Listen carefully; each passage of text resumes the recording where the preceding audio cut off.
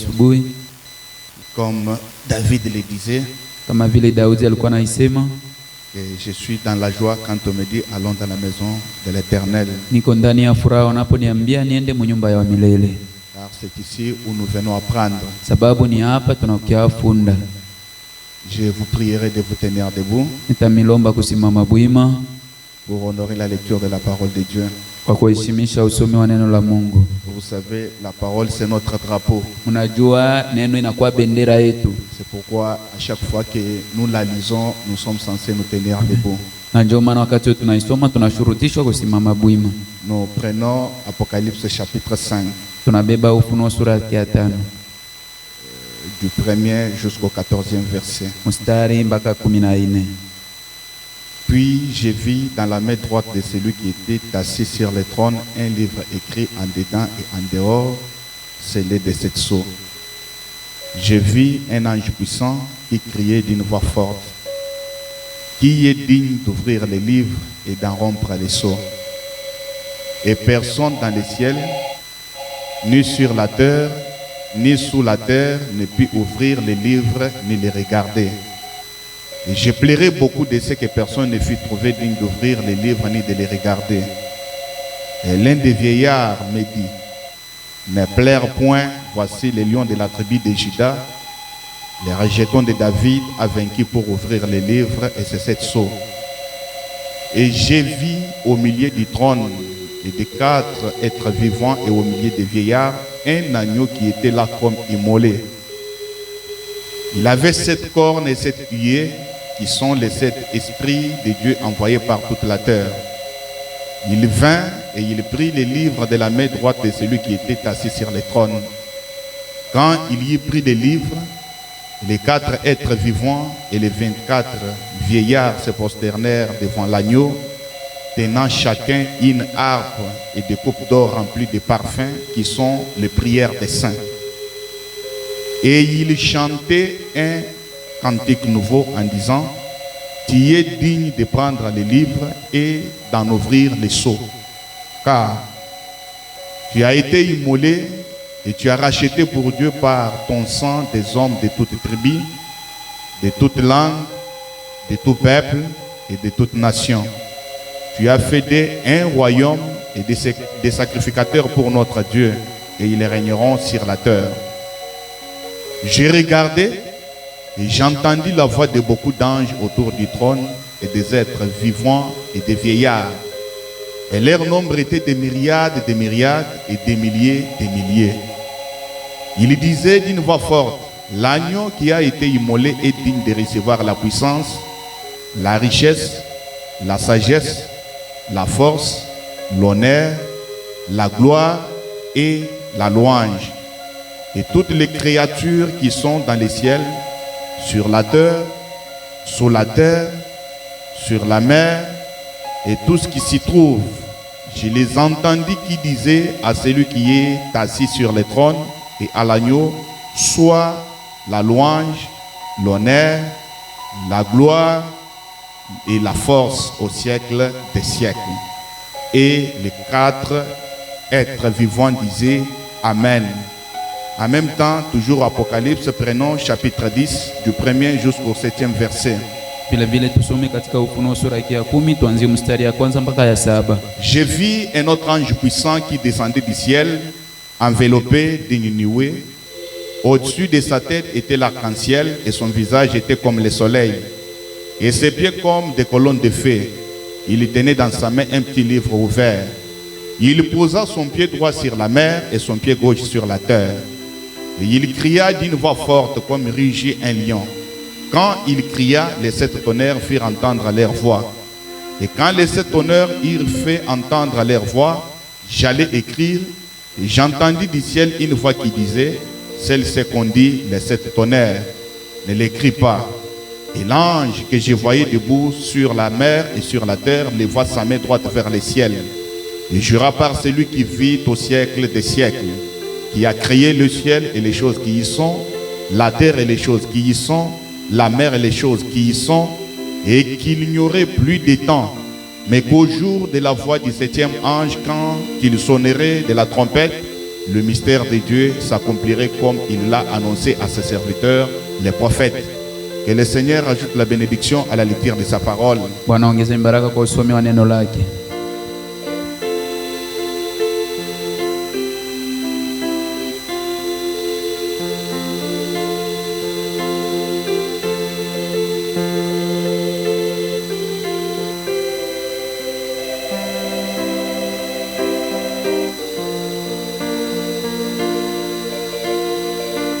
Pouvons incliner nos têtes. Tunamishe bichwa yetu. Bienveillant Père Céleste, l'auteur de la vie, ce matin, ô Dieu Tout-Puissant, nous voici dans ton sanctuaire pour t'adorer et écouter ta parole, car c'est elle qui donne la vie, c'est elle qui fortifie, c'est elle, ô Dieu Tout-Puissant, qui avait créé ce monde et toutes les créatures qui y sont. Ô Seigneur Jésus-Christ, en guise de reconnaissance et d'amour, nous voici ce matin, ô Dieu Tout-Puissant, rassemblés en ton nom. Et nous croyons que tu es déjà au milieu de nous, comme il a été dit, que là où 2 ou 3 seront rassemblés à ton nom, tu seras au milieu d'eux. Sois réellement au milieu de nous. Oins-nous, ô Dieu, donne à ton peuple une attention soutenue, afin qu'il puisse, ô Dieu Tout-Puissant, bien recevoir cet enseignement de ce matin. Il semble un peu complexe, ô Dieu bien-aimé. Donne-nous-en, ô Dieu Tout-Puissant, l'interprétation, Père. Au nom de Jésus, nous te le demandons ainsi. Amen. Et Dieu vous bénisse encore. Mungu abariki tena. C'est depuis mercredi que nous avions commencé un enseignement Itangia siku ya tatu tulianza mafundisho moya que nous avons intitulé le livre de la rédemption. ile yenye tuliita kitabu ya ukombozi. Et nous avons vu que ce livre est qualifié de plusieurs manières selon William Marion Branham. Tukaona ile kitabu banaita mnamna mingi kufuatana na William Branham. Le livre de la rédemption, c'est un livre de vie de l'agneau. Kitabu ya ukombozi na kwa kitabu ya uzima mwana kondoo. Et les prophètes, dans quelques brochures, ils l'appellent comme Bible. Na nabii mabronshua ingine naita kama vile Biblia. C'est la divinité, Inakuwa bumungu, la parole de Dieu, neno ya Mungu, les petits livres. ka kitabu kadogo. Et nous avons remarqué que ce livre est décortiqué dans Apocalypse chapitre 5 et aussi Apocalypse chapitre 10. Tukakutana kitabu ile banaizidisha sana katika Ufunuo sura ya 5 na sura ya 10. Dans l'Apocalypse 10, c'est un livre qui est fermé.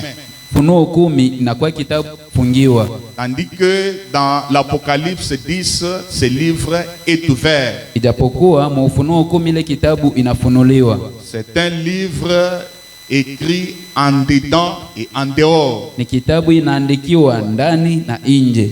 Et nous avons vu que c'est Jean qui a vu toutes ces choses d'Apocalypse. Tukaona kwamba ni Yohana aliona mambo ile yote ya Ufunuo. C'est lui-même qui a écrit le livre d'Apocalypse. Ni yeye aliandika kitabu ile ya Ufunuo. Et qui dit Apocalypse dit la révélation. Mwenye anasema Ufunuo ni kusema kuvundua, kufunula. Parce que Apocalypse c'est un mot latin Kusema Ufunuo ni tamsi ya Kilatini. qui signifie révélation, Ni kusema kupekea ufunuo, dévoiler, kuvundua, montrer. kuweka wazi.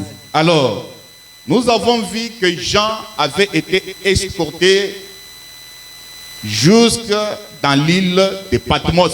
Kaona ya kwamba Yohana walimupeleka mpaka mukishima ya Patmosi. Et c'était dans un but, c'est Dieu qui l'avait fait et qui l'avait permis, parce que si Jean n'était pas arrivé sur l'île de Patmos, nous n'aurions pas parlé sur les livres d'Apocalypse. Na tukaona ilikuwa mukifukuzio na ni Mungu aliruhusu, sababu Yohana asingepelekwa mwele kisima ya Patmos, atungekuwa na hii kitabu ya Il a Ufunuo. fallu que Jean soit amené sur cette île Patmos. Ilipendeza Yohana bamubebe mwele kisima ya Patmosi. Et il avait été puni, il avait été amené là-bas parce qu'il prêchait la parole, et en guise de punition, les politiciens l'ont amené pour le punir. Na balimupelekaka vile kama malipizi na ba polisi bakambeba vile kwa ajili ya kumwazibu. Mais c'était le moyen par lequel Dieu avait voulu que nous puissions recevoir les livres d'Apocalypse. Lakini njoo njia ile Mungu alitarishaka njoo tupokele kitabu ya Ufunuo. C'était le moyen auquel Dieu avait pourvu pour nous. Njoo namna ile Mungu alitarishaka kwetu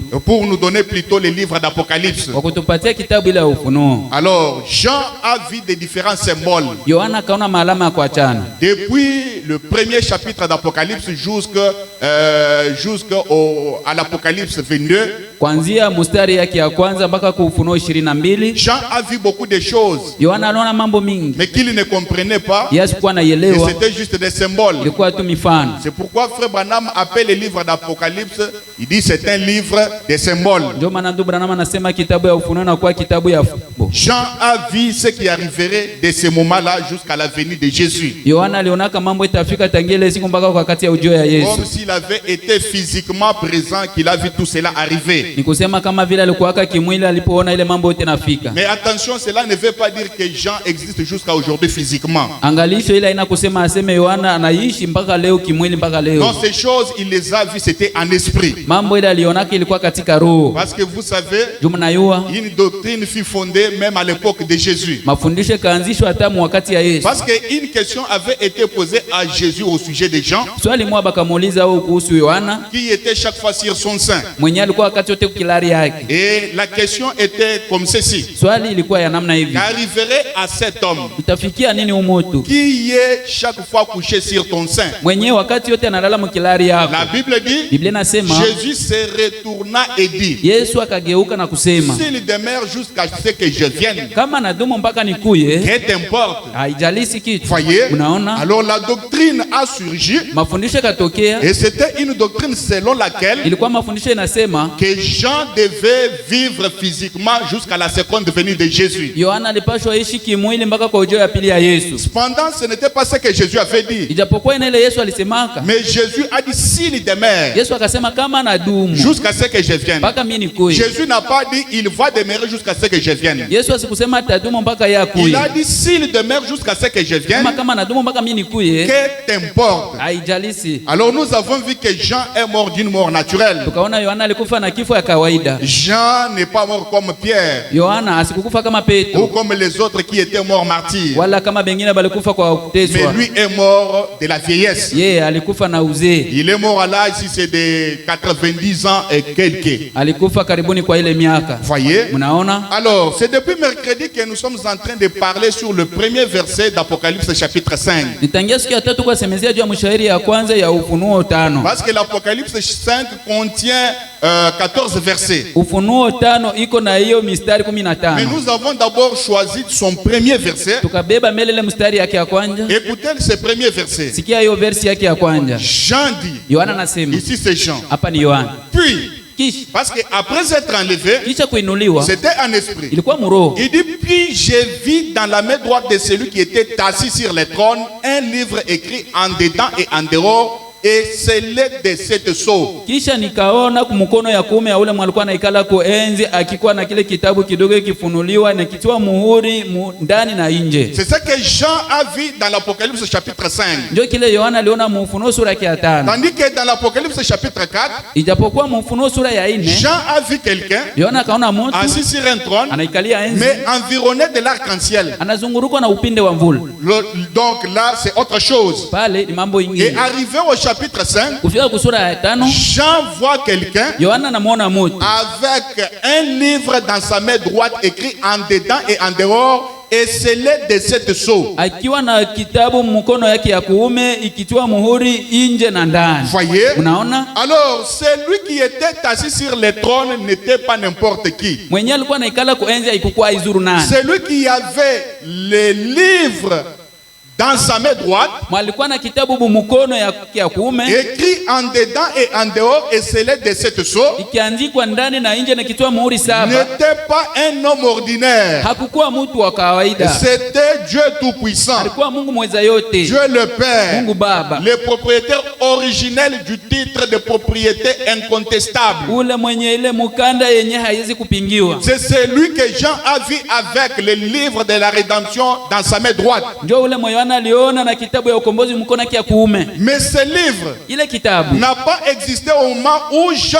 a vu, où Jean l'a vu dans la main droite de celui qui était assis sur le trône. haikukuwa wakati ile Yohana aliona ule mwenye anaikala kuenzi. Mais ce livre avait été déjà préparé Ile kitabu ilikuwa ishatayarishwa dès avant la fondation du monde. tangia dunia kuwekwa misingi. C'est un livre qui avait été préparé, Kitabu balitayarishaka, écrit ikiandikwa et scellé na kutiwa muhuri avant la fondation du monde. mbele dunia kuwekwa misingi. Et chaque nom d'un véritable croyant Na kila maneno ya kila mwamini mwa kweli était écrit dans ce livre avant la fondation du monde. ile kila jina lilikuwa naandikwa mwele kitabu tangia dunia kuweka misingi. C'est pourquoi je te dis ceci ce matin. Ndio maana nakwambia hivi Tu asubuhi, n'es pas sauvé à partir du moment que tu as écrit le message. hauokolewe tu wakati ile uliamini ujumbe. Non. Hapana. Ou à partir où tu as reçu le Wala Saint-Esprit. kuanzia wakati ulipokea Roho Mtakatifu. Non. Hapana. Mais tu as été sauvé Uliokolewa quand ton nom avait été écrit dans les livres avant la fondation du monde. wakati jina lako liandikwa tangia dunia kuwekwa misingi. Avant même que Adam existe sur la terre, Bila hata Adamu akuweko dunia, toi tu étais déjà sauvé. tayari ulikuwa ushaokolewa. Mais où étais-tu? Lakini ulikuwa Tu wapi? étais dans la pensée de Dieu, Ulikuwa kama mawazo ya Mungu. avec l'agneau. Pamoja na mwana Est-ce que kondoo. je peux entendre un amen? Amen, amen. Avec l'agneau, Pamoja na mwana kondoo.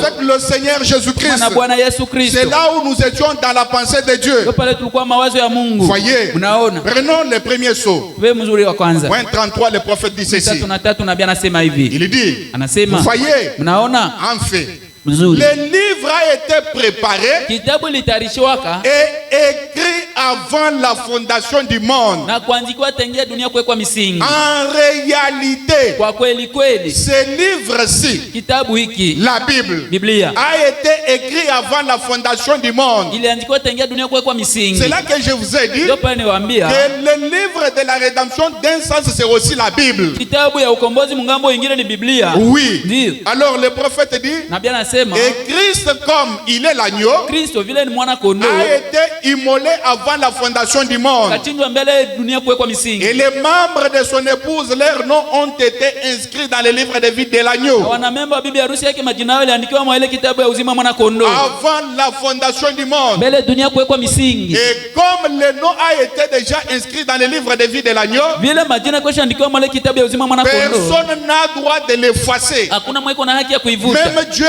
n'a plus droit de l'effacer. Hata Mungu hana haki ya kuivuta. Voyez? Mnaona? Parce que c'est un livre de vie de l'agneau. Ni kitabu ya uzima mwana kondoo. Le prophète dit, Nabii anasema il dit, leurs noms ont été inscrits dans le livre de vie de l'agneau avant la fondation du monde. majina ambayo yaliandikwa mu kitabu ya uzima mwana kondoo tangia dunia kuwekwa Mais misingi, cela a été scellé lakini ile katiwa muhuri et maintenant, na kisha cela est en train d'être révélé. ile iko nafunuliwa. Ceux dont les noms étaient à l'intérieur, Bale ambao majina yao yalikuwa ndani, tout ce qui s'y rapporte. vyote vinaambatana. Oh, comme c'est glorieux. Oh, vile ni tukufu. Le livre a été préparé Kitabu ilitayarishwa avant la fondation du monde. mbele dunia kuwekwa Et misingi. Dieu, dans sa pensée, Mungu mawazo yake il avait le souci de prendre ce livre alikuwa na nia kubeba kitabu et d'en donner à Adam. na kuipatia Adamu. Maintenant, écoutez. Sasa Le sikia, livre a été préparé pour Adam d'abord. kitabu ilitayarishwa juu ya Adamu mbele, Car après qu'Adam fut créé, kisha Adamu kumbiwa, le livre lui avait été donné par son créateur. kitabu ikamupewa kupitia muumbaji wake. Et c'est à partir de ce livre qu'Adam pouvait faire de grandes choses. Kuanzia ile kitabu Adamu angefanya mambo makubwa. Il avait droit à la terre. Alikuwa na haki kubulongo, Il était héritier du monde. alikuwa mrithi wa Il dunia, était le maître de la alikuwa nature. mwalimu wa maumbile, Pourquoi? Parce qu'il avait les livres. sababu alikuwa na kitabu. Mais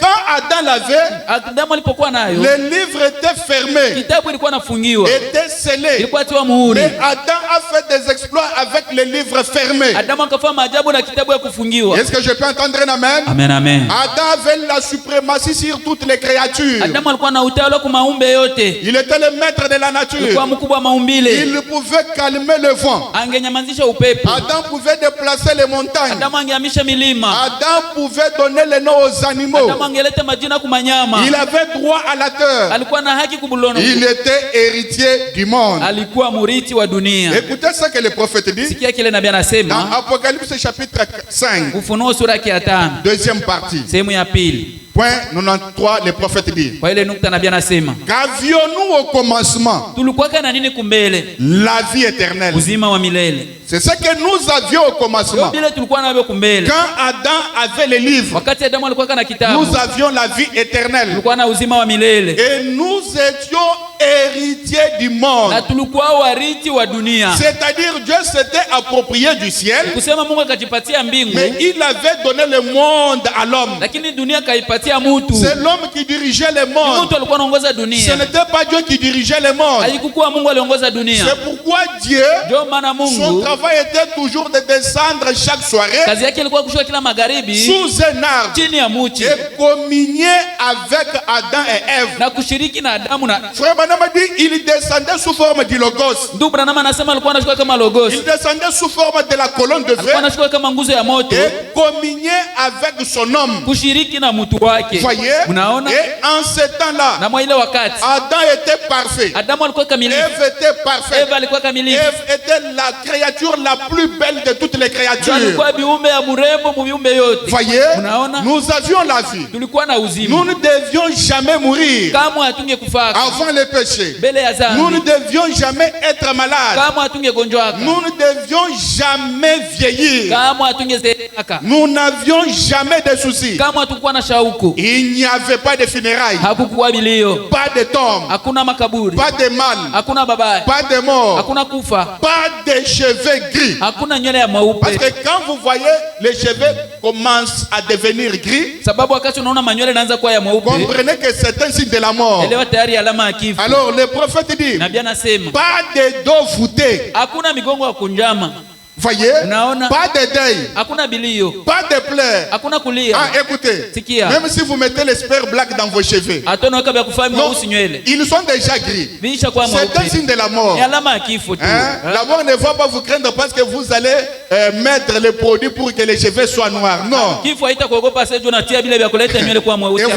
Tuendelee. Pas de deuil. Hakuna bilio. Pas de pleurs. Hakuna kulia. Voyez? Unaona? Nous avions la vie éternelle. Tulikuwa na uzima milele. Nous avions la juridiction sur toute la terre. Tulikuwa na utawala kudunia yote. Ah, vous m'interprétez très bien, que Dieu vous bénisse. Amen. Alors, écoutez. Sasa sikia. Le prophète dit, nous étions tout simplement des dieux sur la terre. Tulikuwa tu ba Mungu kwa dunia. Des dieux sur la ba terre. Mungu kwa dunia. On avait la capacité de la divinité. Tulikuwa na uwezo ya bumungu. Parce que l'homme avait la divinité entre ses mains. Mtu alikuwa na bumungu mikono yake. L'homme avait le livre entre ses mains. Na kitabu mikono yake. L'homme était un dieu en miniature sur la terre. Alikuwa Mungu kidogo kwa dunia. Oh, combien Satan pouvait envier l'homme. Mara ngapi shetani shamani mtu. Voyez, unaona? nous étions tout simplement des dieux. Tulikuwa tu ba Mungu sur la terre. Ba dunia. Si en nous promenant nous voyions un arbre qui ne semblait pas à sa place. Kama mkutembea tunaona mti yenye inafanana iko nafasi yake. Nous disions soit déraciner et placer là-bas. Tulikuwa sema ondoka hapa na uende kule. Et l'arbre obéissait comme s'il avait des oreilles. Na mti ilikuwa anaheshimu kama vile kuna masikio. Voyez? Unaona? Arbre n'était pas têtu comme aujourd'hui. Mti haikuwa kichwa nguvu kama leo. Si le vent soufflait kama upepo unavuma et que nous n'en voulions pas, hatupenzi, alors nous disions tulikuwa nasema silence, kimya,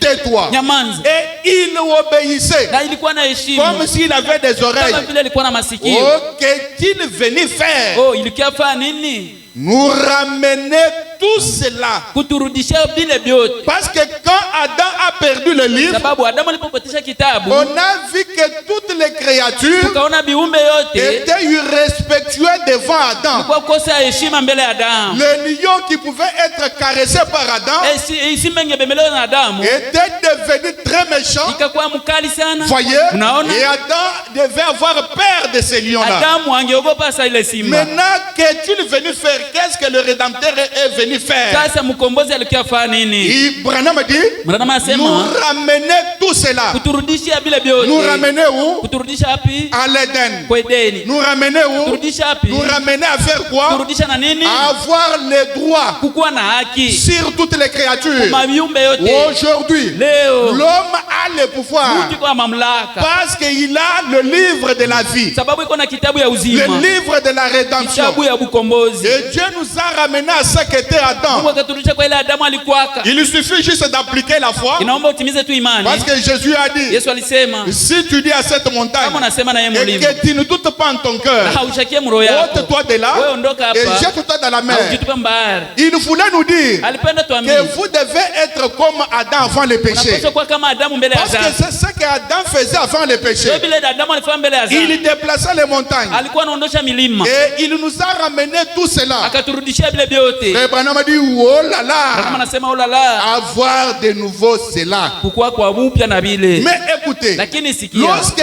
Adam a suivi Ève dans le péché, wakati Adamu alifuata Eva parce mzani, que ce n'était pas Adam qui a fait péché, haina Adamu alifanya dhambi, mais c'était Ève. alikuwa Eva. Mais avec l'amour Pamoja na de upendo sa femme, ya bibi yake, Adam s'est dit, si Dieu descendait comme il descend chaque soirée, kama akasema kama Mungu anashuka vile anashuka kila et magharibi, qu'il trouvait Adam seul dans le péché, anakutana Adamu yeye peke mzambi, et qu'il trouvait plutôt Ève dans le péché, akutana Eva yeye peke mzambi, Ève sera tuée. Eva batamu. Alors je suis obligé de suivre Ève dans le péché, Na turudishwa kufuata Eva de mzambi. sorte que quand Dieu viendra pour communier avec nous, Usa Mungu anashuka kushiriki na sie. qu'il nous trouve nous tous dans le péché, Sie bote baula tukutane et qu'il mzambi. nous tue nous tous. Atuwe basi shi bote. C'est pourquoi un vrai homme, Ndio maana mwanaume wa kweli il peut même arriver au point de donner sa vie pour sa femme. anaweza fikia kupana uzima wake juu ya bibi yake. Oh, les hommes ne croient pas cela. Wanaume hawaamini Ils vile. doivent dire Amen quand Hapaswa même. sema amina kwa hiyo. Les hommes disent Amen. Wanaume sema amina. Ah, l'autre secoue la tête. Mwingine anatukesha kichwa.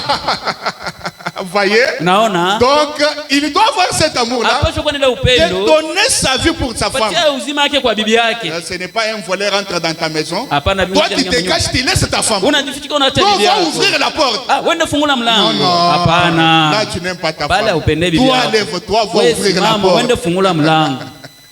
Voyez? Mnaona? Alors, Adam aimait plus Ève. Adamu alipenda zaidi Eva. Et l'a suivi dans le Na péché. akamfuata mpaka mzambi. Alors, le Sasa. livre lui avait été confisqué. Kitabu bakamnyang'anya. Dès qu'il a péché, Alipofa dhambi, le livre a quitté de main d'Adam. kitabu ikatoka mikono ya Adamu. Et Satan était là. Shetani alikuwa pale, Dieu était là. Mungu alikuwa pale. Alors, Dieu ne pouvait pas permettre que le message de Satan touche le livre. Mungu asingeruhusu mikono ya buchafu ya shetani guse kitabu. Il se précipita et a confisqué le livre. Akaenda haraka na kukamata kitabu. Et c'est là qu'Adam a perdu son héritage Ndio pale Adamu akapotesha urithi yake dans la brèche katika pengo entre le 7 ans de l'église kati ya vizazi saba kanisa et les 7 sceaux. na mihuri saba. Le prophète dit, Nabii anasema point 100, nukta 100, il dit, anasema il a aussi perdu son héritage. akapotesha pia urithi wake. Quand il a perdu la communion qu'il avait et son droit à la vie. Alipopotesha ile ushirika yake, alikuwa na haki kuuzima. Souvenez-vous, Kumbukeni, le jour où tu en mangeras, siku ile utakula, ce jour-là tu mourras. siku ile utakufa. Et quand il a perdu sa vie, Alipopotesha uzima wake, il a aussi perdu son héritage dans la vie. potesha pia urithi yake muuzima. C'est Adam qui l'a perdu. Adamu ndio aliipotesha. Parce qu'il avait l'autorité complète et suprême sur la terre. Juu alikuwa na mamlaka ya yote na yule yote kudunia. Il était Dieu de la terre. Yeye alikuwa Mungu wa kudunia. Et Dieu est le Dieu de l'univers. Na Mungu ni Mungu wa ulimwengu. Partout. Pasi Mais yote. son fils avait cette terre sous sa propre autorité. Lakini mwanake alikuwa na bulongo chini ya mamlaka yake mwenyewe. Il pouvait prononcer la parole. Yeye angesema neno, Il pouvait donner des noms. angepana hata Il majina, pouvait déclarer les choses. angetangaza mambo, Il pouvait arrêter la nature. angesimamisha maumbile, Il pouvait faire tout ce qu'il voulait. angefanya yote anapenda. Voyez? Unaona? Mais quand il a fait cela, Alipofanya vile, quand il est entré dans le péché, alipoingia mzambi, il a perdu son héritage. akapotesha urithi yake. 101. Le 101. prophète dit, Nabii anasema ainsi, na hivi Adam pouvait dire Adamu angesema que cette montagne ici se déplace d'ici pour aller là. hii mulima hapa itoke hapa ende kule. Et cela se faisait. Vile vilikuwa fanyika. Adam pouvait dire Adamu que angesema cet arbre-ci qui est ici hii mti yenye iko hapa se déracine iondoke, et soit planté là-bas. ondoke na mizizi iende kupandiwa Et kule. cela se faisait. Na vile vilikuwa fanyiwa. Voyez? Unaona? Alors, Sasa il détenait l'autorité complète et suprême. Alikuwa na mamlaka ya yote na utele En kabisa. tant que Dieu mineur au-dessous de Dieu notre Père. Kama vile Mungu mdogo yule ya Mungu wetu baba yetu. Parce qu'il était un fils de Dieu. Juu alikuwa mwana wa Mungu. Adam a perdu son héritage. Adamu akapotesha urithi yake. La terre. Bulongo. Donc elle est passée de ses mains à celle de celui auquel il a tout vendu. Ni kuseme kapita kumikono yake kwa ndia ule yoyote mwenye Donc aliuzishi. quand il a perdu la terre, Alipopotisha c'était bulongo. à cause du péché. Sababu ya dhambi. Et la terre a quitté Adam vers Satan. Na bulongo ikatokea Adamu ikaendea shetani. Voyez? Unaona? Et jusqu'à aujourd'hui, Mpaka leo la parole dit, neno nasema c'est Satan qui dirige la terre. shetani anaongoza dunia. Que vous le vouliez ou pas, Upendo katale. c'est lui qui dirige pour le moment la terre. Yeye ndio kwa sasa anaongoza dunia. Il est le maître de tous les gouvernements de ce monde. Yeye ni bwana mkubwa wa majimbo yote ya hii Il dunia. est le maître des gouvernements américains. Ni bwana mkubwa wa Amerika. C'est pourquoi le prophète dit, Ndio maana nabii peu anasema importe ce que les hommes peuvent faire, jalisi vile watu wanaweza oh la kufanya. démocratie, Oh demokrasia. oh l'ONU, Oh nia. certaines ONG, Oh ONG fulani. cela échouera toujours. Itashindwa tu. Parce que la terre Juu dunia est entre le maître de Satan. iko kati ya mikono ya shetani. Depuis qu'Adam avait perdu le livre, Tangia Adamu kupotesha kitabu. oui monsieur, Ndio bwana. Adam a perdu son héritage. Adamu akapotesha urithi yake. La terre, Dunia. elle est passée de ses mains à celle de celui auquel il a tout vendu, Kapitia Satan. mikono yake kaendea kwa yote aliuzishia shetani. Il a vendu sa foi en Dieu en échange avec les raisonnements de Satan. Akauzisha imani yake kwa kubadilisha na ile mafikara ya shetani. Par conséquent, Kwa hiyo sa vie éternelle, uzima wake milele, son droit à l'arbre de vie, haki yake kumuchi ya uzima, son droit à la terre, haki yake kwa dunia ça lui appartenait. ilikuwa Et yake. il a perdu tout ça et cela est tombé entre les mains de Satan. Akapotesha vile vyote na kaingia mikono ya shetani. Il l'a fait passer de ses mains à celle de Satan. Akafinyisha mikono yake kaendea shetani. Donc maintenant, Na sasa cela est parti ile neenda et a été pollué. na ikazimika vile. Et la postérité d'Adam a détruit l'héritage qu'Adam aurait dû avoir. Uzao ya Adamu ikaharibisha vyote vya Adamu angepata. C'est-à-dire la terre. Ni kusema dunia. C'est vrai. Ni kweli. Vous voyez? Unaona? La postérité d'Adam. Ile uzao ya Adamu. Alors Satan a pris la terre, Shetani akabeba dunia, mais il ne pouvait pas toucher au livre. lakini ashingegusa kitabu. Au livre de la rédemption. Kitabu ya ukombozi. Il ne pouvait pas toucher au titre de propriété incontestable. Ashingegusa kwa ile mkanda ya wenyewe yenye haiwezi kupingiwa. C'est pourquoi quand Jean avait été enlevé en esprit, Ndio maana wakati Adamu quand Jean avait été enlevé en esprit, wakati Yohana aliinuliwa muroho, il a vu ce livre dans la main droite de celui qui était assis sur le trône. akaona ile kitabu mikono ya kuume ya ule mwenyewe alikuwa nikala kuenzi. C'est le même livre qu'Adam avait perdu. Kitabu mwa Adamu alipoteshaka. Alors le propriétaire de ce livre l'a récupéré Mwenye ile kitabu sasa kaikamata. et l'a placé dans sa main droite. Akaiweka mkono yake ya kuume. Et il était assis sur un trône. Na alikuwa anaikala kuenzi. Voyez? Unaona? Oh, le livre de la rédemption. Oh, kitabu ya ukombozi. Dans la brèche entre le 7 âge de l'église et les 7 sceaux. Mpengo kati ya vizazi saba kanisa na mihuri saba. Point 116, le prophète dit ceci. Kwa ile nukta nabii anasema hivi. Maintenant. Na sasa. Oh là là. Oh là là. Maintenant. Sasa. Le livre de propriété perdue. Kitabu ya mkanda yenye wenyezi ilipotesha. Et maintenant entre les mains du propriétaire originel. Iko sasa katikati ya mikono ya mwenye nayo asili. Le Dieu tout-puissant. Mungu muweza vyote. Le titre de propriété qui donne droit à la terre et à la vie éternelle. Mkanda ya wenyezi yanapana haki kubulongo na uzima milele. Quand Adam l'a perdu, Kati Adamu alipotesha. le message de Satan ne pouvait pas le prendre. Mikono ya buchafu ya shetani angeikamata. Alors il est retourné à son propriétaire originel. Karudilia mwenye nayo wa mwanjo. Dieu lui-même. Mungu yeye moya. Vous allez voir cela dans une minute. Utaona ndani dakika moja. Il est là, Iko pa. assis sur le trône. Naikalia kwenzi. Et il l'a dans sa main. Iko na mikono yake. Le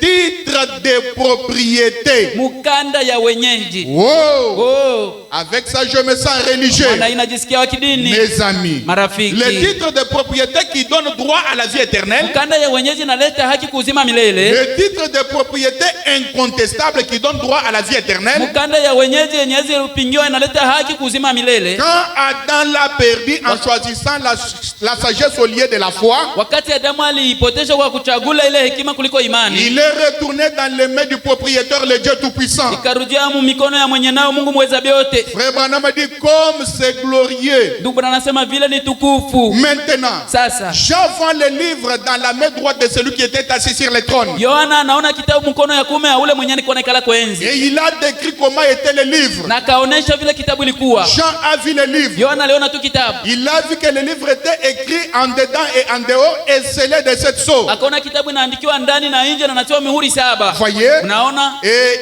il était scellé de 7 sceaux. Ilikuwa natiwa mihuri 7 Au dos du livre. kumgongo ya kitabu. Le prophète interprète cela. Nabii anatafsiria ile. Il dit c'est en dehors de la Bible. Anasema ni kuinje ya Biblia. Voyez? Unaona? C'est en dehors du livre. Ni kuinje kumgongo. Au dos du livre. Kumgongo ya Ce kitabu. que le contenu du livre ne peut pas dire. Kusema bila kile ndani ya Biblia inasema. Mais cela se trouve au dos du livre. Bila viko kumgongo ya kitabu. Et il fallait. Ilipendeza. Il fallait Ilipendeza. un certain message Ujumbe fulani. pour dévoiler ce qui était écrit au dos du livre. Kufundua bila vilikuwa naandikwa kumgongo ya kitabu. C'est un livre qui a été sondé au cours des 6 âges de Ni l'église. kitabu balitunga mu vizazi 6 ya kanisa. Quand il a été sondé, Ilipotungiwa il y a eu beaucoup de points qui étaient restés en suspens. matamshi mingi libakia ya yuluyulu. On ne pouvait pas toucher. Haungegusa Comme la semence du kama serpent. mbegu ya nyoka, Comme la divinité de Jésus. kama bumungu ya Yesu. Est-ce que je peux entendre un amen? Amen, amen.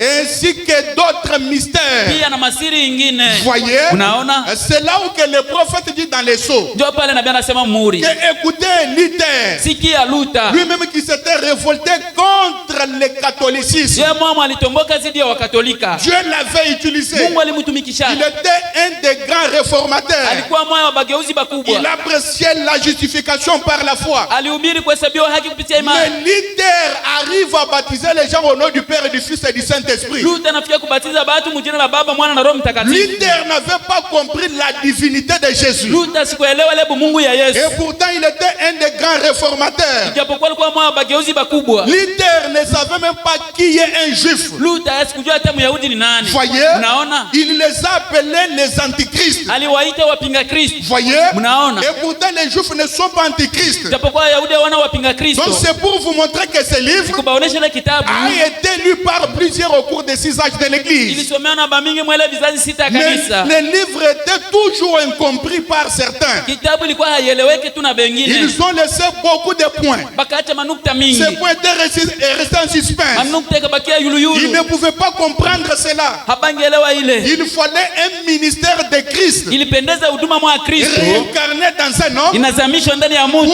prendre les livres. kukamata Et kitabu. avant d'aller au dos du livre, Mbele ya kwenda kumgonga kitabu, il devait d'abord étudier ce qui se trouvait dans les livres. alipendeza some kile kwa ndani ya Parce kitabu. que les livres étaient écrits en dedans et en dehors. Juu kitabu ilikuwa inaandikiwa ndani na nje. Alors celui qui reçoit le ministère de Christ, Mwanapokea huduma ya Kristo, il entre d'abord dans les livres. anaingia mbele mu kitabu. Il commence à expliquer tous les points qui étaient restés en suspens au cours des 6 âges de Anaanza l'église. kufasiria ile manukta yote ilibakia yule mwele Il vizazi 6 ya explique kanisa. la semence du serpent. Anafasiria mbegu ya nyoka. Est-ce que je peux entendre un amen? Amen, amen. Il explique que le baptême au nom et le baptême de l'eau c'est au nom de Jésus. Anafasiria ubatizo wa maji ni mjina la C'est Yesu. que les autres ne pouvaient pas toucher. Ile bengine abangegusa. Dès qu'il termine à révéler ce qui était écrit en dedans, Wakati anamaliza kufunua ile ilikuwa inaandikwa il ndani, sort du livre. anatoka mu Il kitabu. va au dos du livre. Anaenda kumgongo wa Il kitabu. commence à expliquer les 7 tonnerres d'Apocalypse 10. Anaanza fasiria mingurumo 7 ya Ufunuo Est-ce 10. que je peux entendre un amen? Amen, amen. Il voit même loin. Anaenda Il tambali. entre dans le silence d'une demi-heure. Anaingia mukime ya nusu ya Il saa. commence à énumérer les réalités Anaanza ita ile que maukweli. les autres ne pouvaient pas voir. Ya bengine Est-ce que je abange. peux entendre un amen? Amen. Est-ce que je peux entendre un amen? Amen. Ça, c'est le 7e Ule ni ange malaika wa saba. du 7e messager Wa ujumbe wa saba. qui a l'autorité, Iko na mamlaka. qui a l'audace. Iko na usha. Il reçoit la révélation. Anapokea Il ufunuo. reçoit un message, Anapokea ujumbe moja. la parole, Neno. qui va au-delà du livre, Inaenda nje ya qui kitabu. va au-delà de la Bible. Inaenda kumgongo ya Biblia. Nous allons y arriver Tafikia dans quelques minutes. dakika kidogo. Est-ce que je peux entendre un amen? Amen. Serrez vos ceintures. Mukaze mishipi yenu. Et maintenant, Na sasa savez-vous mnajua qu'il y a 7 sceaux écrits dans la Bible et 7 sceaux au dos du livre? je, mnaweza kuna mihuri 7 inaandikiwa kumgongo wa Biblia na inaandikiwa ndani ya Biblia? Oui. Ndiyo. Il y a 7 sceaux écrits dans la Bible et 7 sceaux écrits au dos du livre. Kuna mihuri 7 inaandikiwa mu Biblia na inaandikiwa ku mgongo ya Biblia. Et il y a une différence Kuna achanisho entre les 7 sceaux qui sont écrits dans la Bible kati ya mihuri 7 inaandikiwa ndani ya et Biblia les 7 sceaux qui sont écrits au dos du livre. na hiyo mihuri 7 inaandikiwa ku mgongo ya kitabu. Alors, les 7 sceaux écrits dans la Bible, Sasa mihuri 7 inaandikiwa mu kitabu. Frère Branham dit, sont la manifestation des 7 anges des 7 âges de l'église. Ndugu Branham anasema ni mazihirisho ya wale malaika 7 wa vizazi 7 ya kanisa.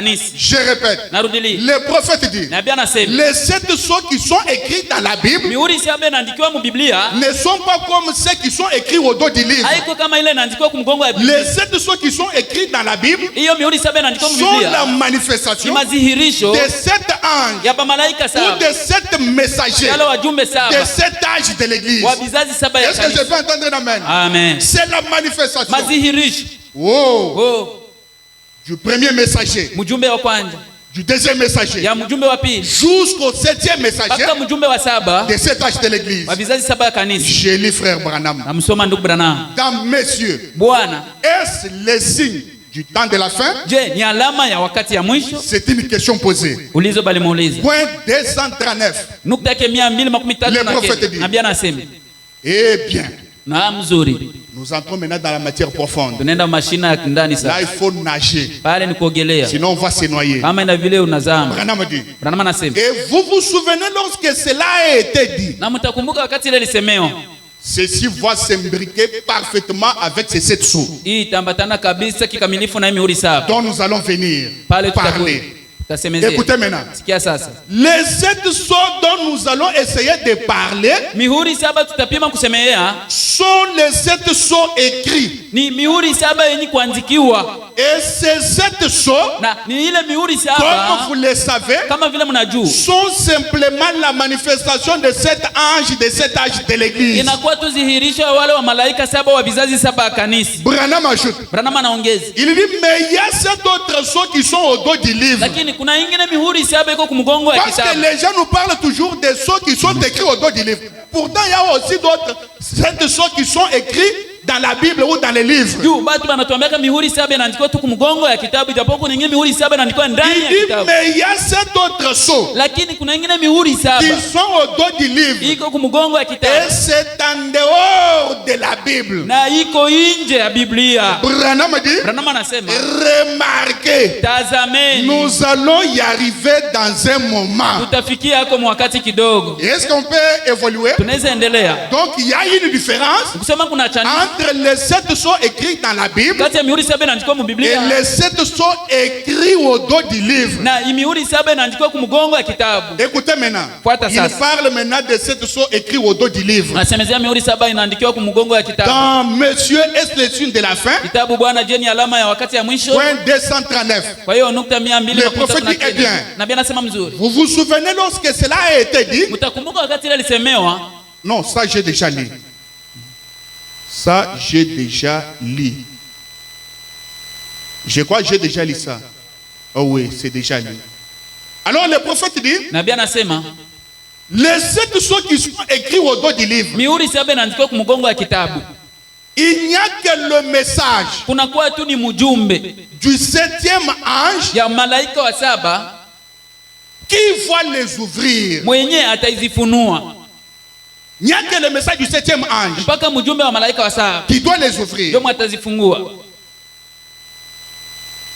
Et il ne se trouve pas dans les livres, Na aziko mu kitabu, mais au dos du livre. lakini kumgongo ya kitabu.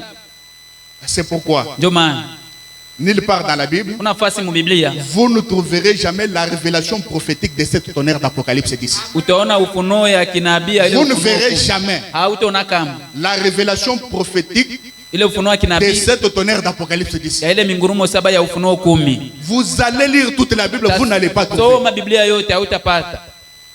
Amen. Les réalités du silence, Maukweli ya vous n'allez ukimya pas les trouver dans la Bible. hautabipata mu Biblia. Est-ce que je peux entendre un amen? Amen, amen. Est-ce que je peux entendre un amen? Amen, amen. Vous n'allez pas en trouver. Hautabipata. Parce que c'est au dos du livre. Juu ni kumgongo ya kitabu. C'est au-delà du livre. Iko yule ya kitabu. Au-delà de la Bible. Yule ya Biblia.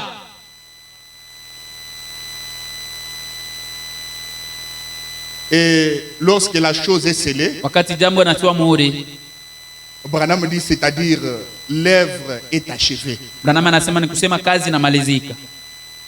Mais ce n'est pas ouvert, mais c'est achevé. Haifunuliwa lakini inamalizika. Voyez? Unaona? C'est scellé, Inatiwa muhuri, mais ce n'est pas ouvert. haifunuliwi. On attend que la chose arrive jusqu'à sa destination. Wanachunga jambo ifikie kule kwenye naelekea. Dès que ça arrive à sa destination, Napofikia kwenye naendea, on ouvre. banaifungula. C'est pourquoi Ndio kwa maana Adam, je peux dire, naweza sema les livres qu'il avait, kitabu alikuwa nayo normalement, kwa kawaida,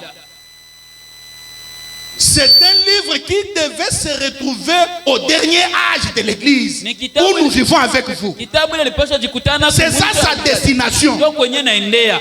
Ce n'était pas là-bas en Éden. Hapana kule mwedeni. Il a fallu qu'Adam tombe Ilipendeza Adamu pour que le livre arrive à sa destination. juu kitabu ifikie kwenye naendea. Parce que si Adam n'était pas tombé, Adamu ashinge anguka, le livre ne serait jamais arrivé à sa destination au temps de la fin. kitabu ingefikia kwenye naendea kwa wakati ya mwisho.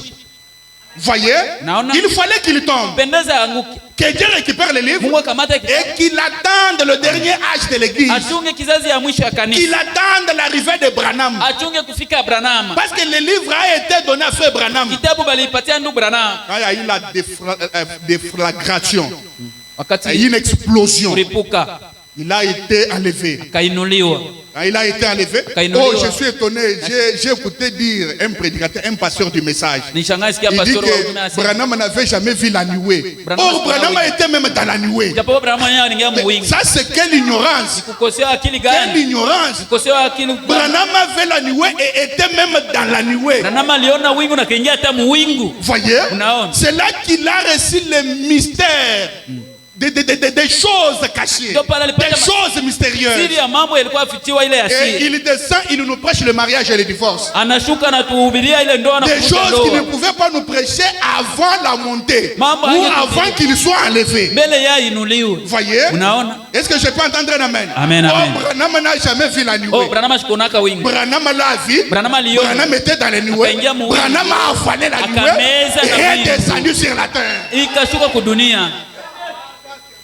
Et la symphonie avait changé. Udundo ikabadilika. Parce que le Branham d'avant 63, Branham wa mbele ya makumi sita na tatu. le Branham avant l'arrivée de la nuée Ule Branham mbele ya kufika est wingu. différent de Branham Iko après la nuée. watanisho na Branham wakisha wingu. Le changement du ministère, Mabadiliko ya le huduma. nouveau ministère, Huduma mpya. le troisième pôle. Mvuto ya tatu. Là, il ne fallait pas prier pour les malades. Angeombea tena magonjwa. Là, c'est la parole. Pale ni neno. Il dit la chose arrive. Sema jambo inafika. Il dit à Adi, Atambia demande ce que tu fais. lomba bila unapenda. Là, c'est un autre Branham. Pale ni Branham Est-ce que mwingine. je peux entendre la Naweza voix? kusikia amina. Le troisième pôle. Mvuto wa tatu. Le paix du roi Upanga ya mfalme. dans sa main. Mkono yake. L'autorité dans sa Mamlaka main. mkono yake. Un autre Adam. Mwingine Adamu. Un Adam restauré Adamu aliyerudishwa. qui parle à la nature. Anasema na maumbile. Tempête, Zoruba. tempête, Zoruba. tais-toi. Qui Nyamanza. parle à un animal. Anasema na nyama. Oh, si j'ai péché contre Oh, toi, kama nikufanyia tu n'as qu'à dhambi. récupérer ta place. Uende kamata fasi yako. Et la bête se maîtrise. Unyame na Parce qu'il jivumilia. y avait un Adam restauré. Anaona Adamu akurudishwa. Parce que le paix était déjà entre la main d'un homme. Upanga iko mkono ya Est-ce que je Mungu. peux entendre un amen? Naweza sikia Oh, amina. Branham, c'est un homme comme nous. Branham ni mtu kama nasi. Laissez des sottises. Acha Branham buchafu. n'est pas un homme comme Branham hana nous. kama sie. Non! Hapana ndugu zangu. Est-ce que toi tu peux parler à un animal Na wewe utasema na nyama et l'animal t'écoute? na kusikia. Hein? Eh? Combien de fois tu as prié pour une petite maladie? Mara ngapi sio kibaba mango C'est kidogo. seulement l'animal. Paka tu nyama. Est-ce que je peux entendre la main? Amen amen. Faites attention. Fanya angalisho. Ne suivez pas Moïse derrière les voiles. Usifuate Musa nyuma ya Parce pazia. que là-bas il y a la gloire de la Shekinah. Kule kuna utukufu wa La gloire Shekina. descend de temps à autre. Utukufu inashuka Et sana il y a sana. certains hommes, Na kuna batu il y bawili. a certains hommes Kuna bale batu bawili qui sont créés différemment baliumbika kwa chanisho. et ont la capacité Kuna uwezo d'avaler la nuée. meza wingu. Est-ce que je peux entendre un amen? Amina amina. Est-ce que vous le croyez? Amen. Oh, c'est tellement Inakuwa ya merveilleux. ajabu kabisa. Amen amen. C'est tellement Inakuwa merveilleux. ya ajabu. Il fallait que Branham arrive. Ilipendeza Branham akuye. Pour que l'ange puissant descende. Malaika wa uwezo ashuke. Avec le livre ouvert. Na kitabu ya kufunuliwa. Et pourtant en Éden, Ijapokuwa Edeni, le livre était fermé. kitabu ilikuwa fungiwa. Mais quand l'ange puissant descend, malaika wa uwezo anashuka. Christ, l'ange de l'alliance, Malaika wa agano. l'ange puissant, Malaika wa uwezo il descend anashuka avec un petit livre ouvert. Kitabu kidogo yafunuliwa. Pour dire à frère Branham, Kwambia ndugu Branham, maintenant, tu peux connaître ce qui était écrit dans le livre. Vilikuwa andikwa mkitabu. Amen, amen. Est-ce que vous le croyez? Amen. Ça nous donne la vie. Hii binabapatia uzima. Ça nous donne la vie. Inatupatia uzima. C'est la matière de l'épouse. Nikishina bibi harusi. Des fois, il faut monter Mara nyingine kupanda. et placer des têtes au-dessus des nuages. Naweka kichwa yule ya mawingu. Voyez? Naona. Ne restez pas seulement sur les saints esprits. Usibakie tu kuroho On mtakatifu. doit avancer aussi. Enda mbele pia. On doit connaître ce qui était au dos du livre. Wewe biko kumgongo wa kitabu. On doit connaître les 7 Kwa tonnerres. mingurumo saba. Voyez? On Mnaona? doit connaître ce que c'est les 7 tonnerres. Kwa mingurumo saba ni nini? Amen. Oh, je me sens bien. Najisikia mzuri. Moi, j'ai déjà le Saint-Esprit. Tayari niko na Roho Mtakatifu. C'est pourquoi ces choses, Ndio maana hii vitu je dois en profiter. taifaidika. Amen. Que Dieu vous bénisse. Amen, amen. Que Dieu vous bénisse. Amen. Ça vous fait fâcher? Binabasirikisha. Ça vous fait fâcher? Binabasirikisha. Ce sont des choses que les anciens voulaient voir. Kwa bile bazee balipenda ona. Jamais m'a pleuré. Yohana kalia ta. Daniel a pleuré. Daniel kalia. Voyez? Mnaona? Tous les anciens prophètes voulaient vivre en ces jours. Baishi mwa hii masiku. Mais Lakini le livre kitabu était prédestiné aux gens iliteuliwa kubaki du temps de la na fin. wakati ya mwisho. Dès que le livre descend, Tu kitabu inashuka, ces gens-là connaissent leur Dieu. wale batu banatambua Mungu wabo. Je Amen. peux vous dire que Daniel ne connaissait pas bien son Dieu. Nakwambia Danieli asikujuaka mzuri Mungu wake. C'est nous qui connaissons bien Amen. notre Dieu. Ndio shie tunajua mzuri Mungu wetu. Hein? Amen. La divinité de Jésus. Ile bumungu ya Yesu. La révélation de Jésus. Ile ufunuo ya C'est Yesu. nous. Chie njo. C'est nous. Chie. Est-ce que je peux entendre un amen? Amen. C'est nous. Chie. Et après cet âge, il n'y en aura pas un autre. Kisha hiki kizazi hakutakuwa ingine. Nous sommes les cadets Tuko ba kitenda qui mimba. avons bénéficié des Beba lifaidika. révélations et des révélations. Maufunuo na maufunuo. Oh, merci Seigneur. Asante Bwana. Merci Seigneur. Asante Bwana. La destination du livre, Kwenye c'est kitendea aujourd'hui. ni leo. Ce n'était pas du temps d'Adam, Haikuwa kati ya Adamu ni du temps de Paul. wala kati ya Paulo. Non, Hapana. Paul lui-même a dit, Paulo mwenyewe nous alisema, prophétisons en partie. tunatoa unabii kwa upande. Mais Lakini quand le parfait wakati kamilifu viendra, itakuja. et qui est ce Nani ule parfait? kamilifu? Le prophète dit, Nabii anasema, dans la stature d'un homme parfait, kiwango ya mtu que mkamilifu. le parfait, Ule mkamilifu. c'est celui qui est déjà à l'image de la stature d'un homme Yule parfait. mwenye tayari kupicha ya mtu mkamilifu. Il a la foi, Iko na imani. il a la vertu, Iko na nguvu. il a la Iko connaissance. na ufahamu. Et le parfait, Na ukamilifu d'un sens, Mungambo moja. c'est aussi William ni Branham. pia William Branham. J'ai dit d'un Sema sens, kungambo moja. parce qu'il Yo. est déjà à l'image de la stature Amen. d'un homme parfait. Acha kwa ku- Il a toutes les Ya vertus. mtu iko na manguvu yote. Le parfait, Mkamilifu. c'est aussi la parole. Ni pia neno. Oh, les gens ne le croient pas. Batu ababiami. Quand vous avez toutes les vertus, on est parfait. Manguvu Et yote. Branham a fait toutes les vertus. Branham alikuwa na ile nguvu zote De la foi ya imani kupani jusqu'à là-bas. mpaka kule yule. L'homme qui marche Mtu avec anatembea toutes les vertus. na manguvu yote. La stature d'un homme parfait marchant sur la terre. Hatua ya mtu mkamilifu ikitembea kwa Avec dunia. sa Bible sur sa poitrine. Biblia yake kukila Avec toutes les vertus. na manguvu yote. Amen.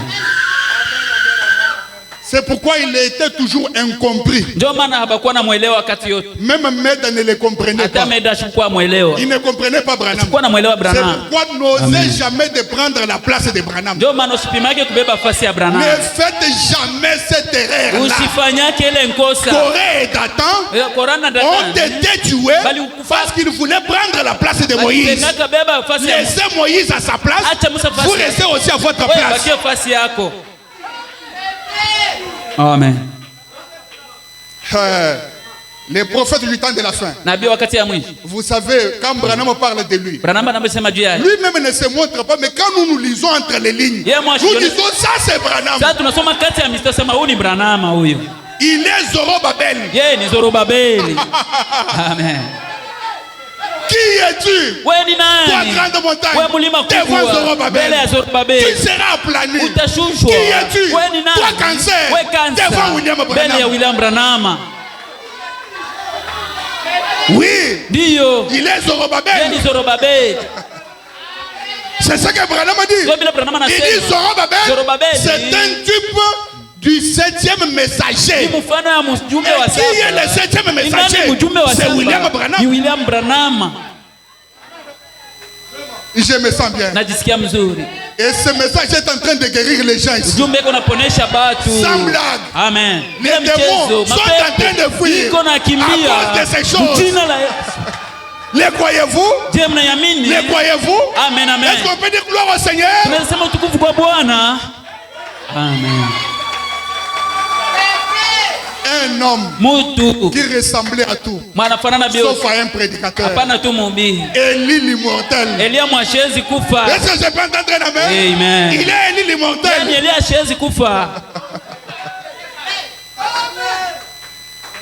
On peut évoluer. On peut évoluer. Amen, amen. La destination du livre, c'est au temps de la fin. Les livres attendaient l'arrivée de Branham.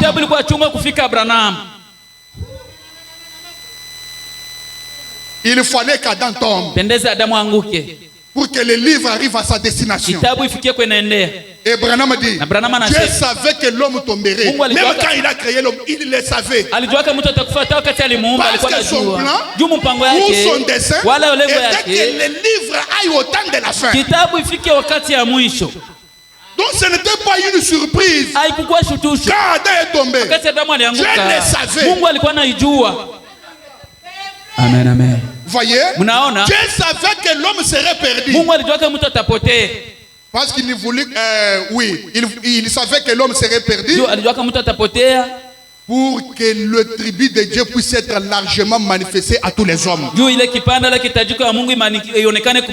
Parce que écoutez, quand le livre a quitté le maître d'Adam, Dieu a récupéré. Or Dieu c'est un esprit. Et pour faire valoir au livre, il fallait un parent rédempteur. Mais Dieu est esprit. Voyez? Or avant le commencement, dans sa pensée, il avait l'attribut d'être un rédempteur. Et il fallait que cet attribut-là se manifeste un jour. Mais comment cet attribut pouvait-il se manifester si l'homme n'était pas tombé? Il fallait que l'homme tombe. L'homme tombe, Dieu lui-même prend le livre. Voyez? On commence à crier. Qui est digne? Qui est digne de prendre le livre et d'en rompre les choses? Personne au ciel, sur la terre, sous la terre, personne. Jean a commencé à pleurer. Jean a commencé à pleurer. La voix se fait entendre. Il dit Jean, ne pleure pas. Le lion de la tribu de Juda a vaincu. Quand Jean regardait, ce n'était pas un lion, mais c'était l'agneau. Et d'où venait cet agneau? Le prophète dit de l'éternité. Amen. C'est lui qui était digne de prendre le livre. Et c'est lui qui a brisé les choses. L'agneau. Mais l'agneau ne pouvait pas rester avec le livre. Non. Amen. Il fallait un autre homme. L'agneau fait sa part. Il joue le rôle des rédempteurs. Il attend quelqu'un d'autre pour venir avec les livres. Merci Seigneur. Amen. Et je me sens très bien. Najisikia mzuri. La brèche entre le 7 âges de l'église et les 7 sceaux. Branham dit. Or, le livre est écrit de façon mystérieuse. Qu'aucun homme, nulle part, ne le connaît sinon Dieu seul. Ça c'était avant l'ouverture des sceaux. Dieu seul, Jésus-Christ. Branham dit c'est un livre. Un livre mystérieux. C'est le livre de la rédemption. Nous verrons cela dans quelques instants. Or, nous savons que ce livre de la rédemption ne sera pas parfaitement compris. Il a été sondé au cours des 6 âges de l'église. Mais à la fin, quand le 7e ange commence à proclamer son message, il règle toutes les choses que ces hommes avaient sondées et qui étaient restées en suspens. Et le mystère descend d'auprès de Dieu en tant que la parole de Dieu. Et il révèle l'entière révélation de Dieu. En ce moment-là, c'est-à-dire au temps de la fin, la divinité et tout le reste seront réglés. Voyez? Et tout le mystère dans les messagers du soir. Point 74. Les prophètes disent. Et nous voyons que dans les derniers âges de l'église, là, dans l'Apocalypse 10, il doit y avoir le son d'une trompette. Ce n'est pas une trompette littérale. Non, c'est la voix de Dieu. Voyez? Et cette voix se fit entendre. Il ne fut pas permis de les écrire. Mais elles furent scellées au dos du livre. Et les 7 sceaux étaient au dos du livre. Après que le livre a été écrit, il est ensuite scellé là au dos avec 7 sceaux. Oh, personne ne sait ce qu'ils sont. Les 7 sceaux. Personne. Il ajoute. Mais il est dit, au jour où le 7e ange proclamera son message, Branham dit, c'est donc un ange terrestre.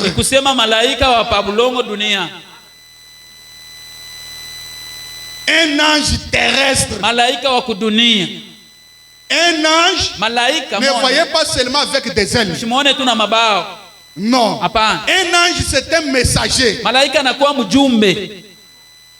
Le croyez-vous? Amen. C'est un messager. Et Frère Branham est l'un des messagers de cet âge de l'église.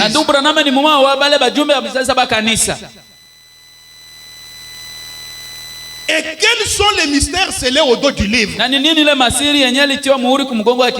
Parce que nous parlons toujours des mystères scellés au dos du livre. Vous savez, quand le premier sceau fut ouvert, il y a eu des symboles. Un cavalier blanc est sorti. Le deuxième sceau, un cavalier roux. Le troisième sceau, un cavalier noir. Le quatrième sceau, un cavalier pâle. Le cinquième sceau, les âmes sous l'autel. Le sixième sceau, le jugement du monde. Et arrivé au septième sceau, il y eut un silence. Tout était calme. Aucun symbole. Tout était calme. Et ce silence était un silence d'une demi-heure. Une demi-heure, c'est-à-dire 30 minutes.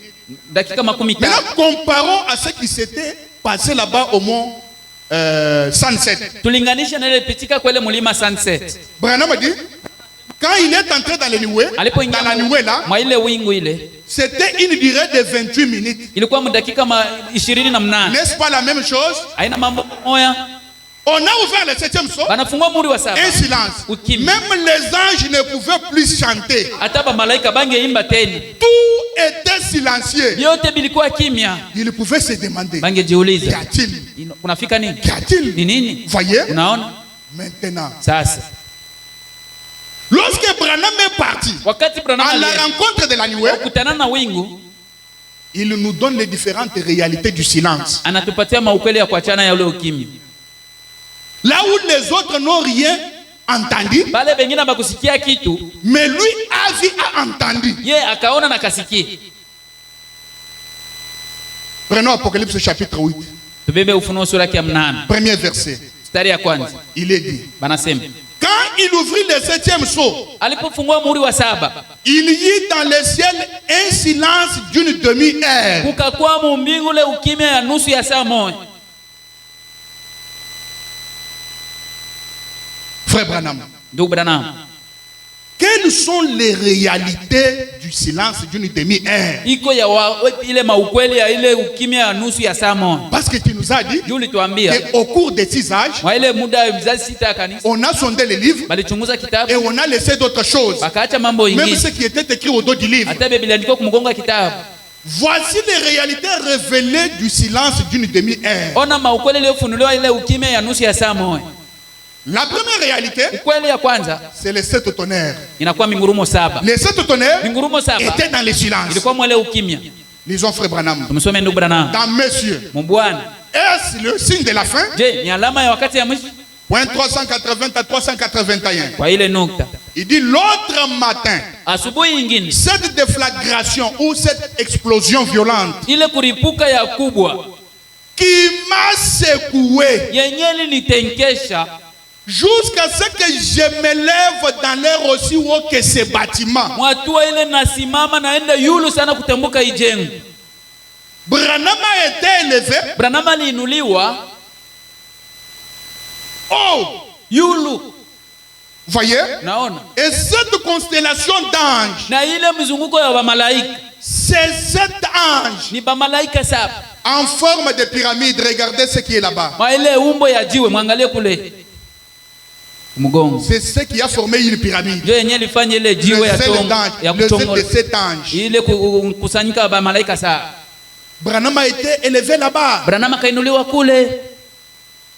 Et ça forme une pyramide. Branham a dit. Et cette constellation d'anges, ces 7 anges en forme de pyramide, sont ces tonnerres qui viennent. Branham a dit. Cela se pourrait-il?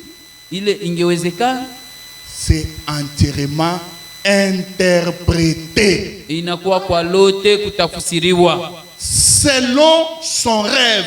Le rêve de qui? De Junior Jackson. C'est tout à fait fini. Selon la parole de Dieu. Le 7e messager terminera. 3 points. Le 7e message sera terminé. Il ajoute. Il dit maintenant. Nous sommes dans le 7e saut. Du 24 mars 1963. Il dit et maintenant. Aussi sûr que je me tiens ici sur cette estrade ce soir, j'ai reçu la révélation qui a révélé. 3 points. Cela se passe en 3 phases. Je vais vous parler avec l'aide de Dieu d'une phase de cela. Voyons cela. Voici la révélation. Pour entamer ce qu'il ne termine pas. Je voudrais vous dire de quoi il s'agit. Ce qui arrive, c'est que c'est cette tonnerre qu'il a entendu tonner, qu'il lui a été défendu d'écrire. C'est ça le mystère. Il repose derrière les 7 tonnerres consécutifs qui ont grondé.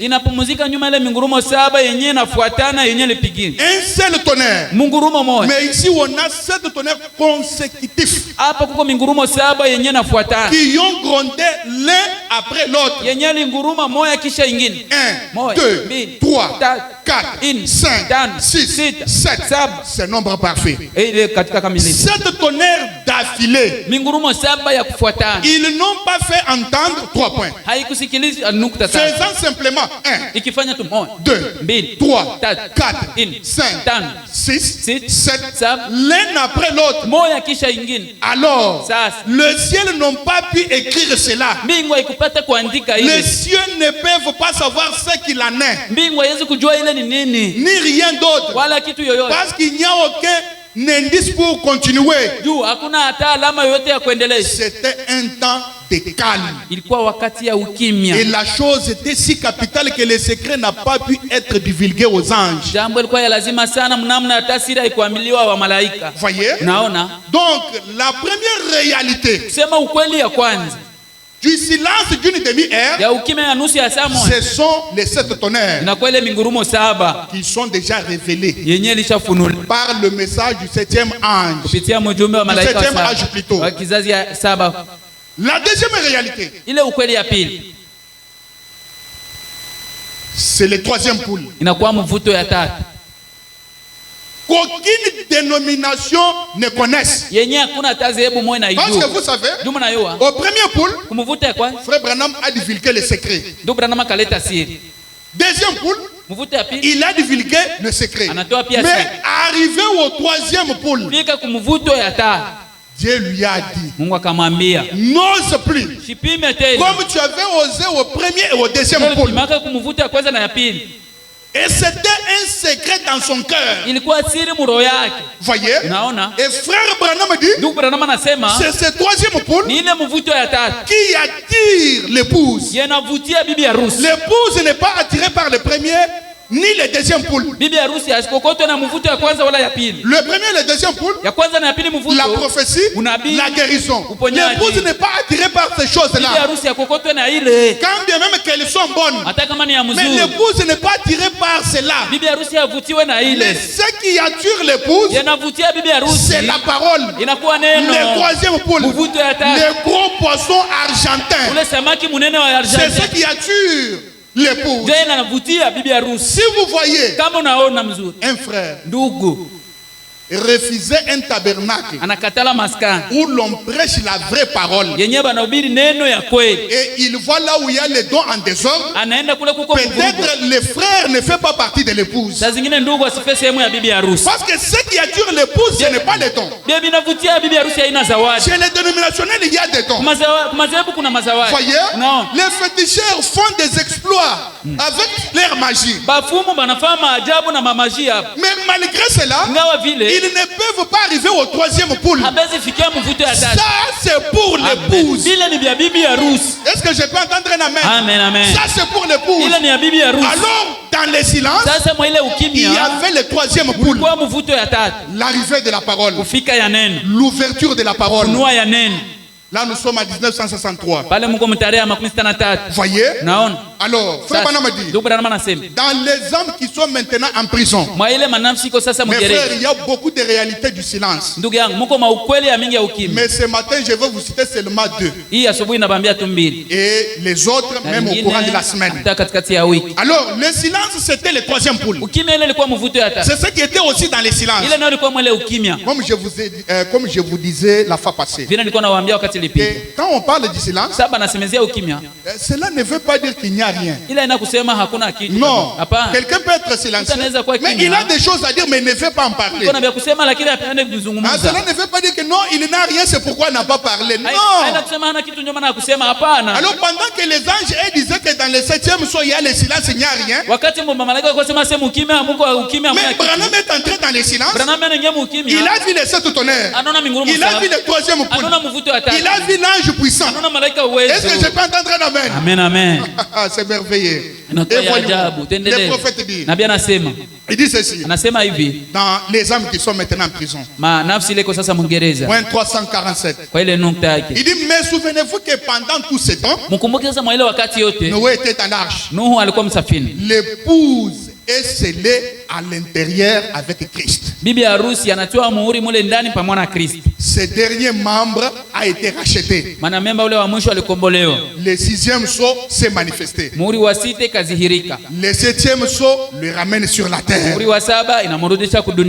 N'en faites pas un problème. L'agneau est venu et a pris le livre de sa main droite.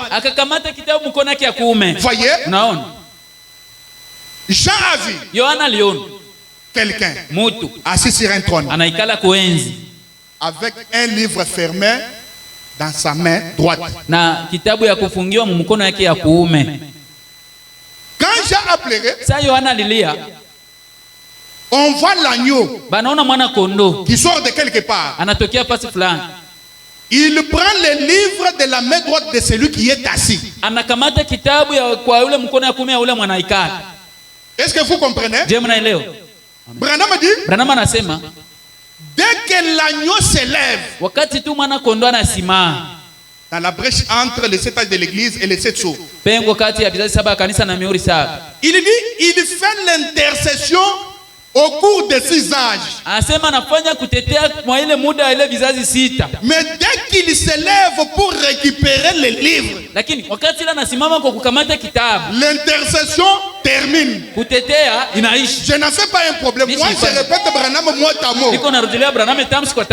Mais seulement, il est écrit, il sera aussi écrit. Est-ce que je peux entendre un amen?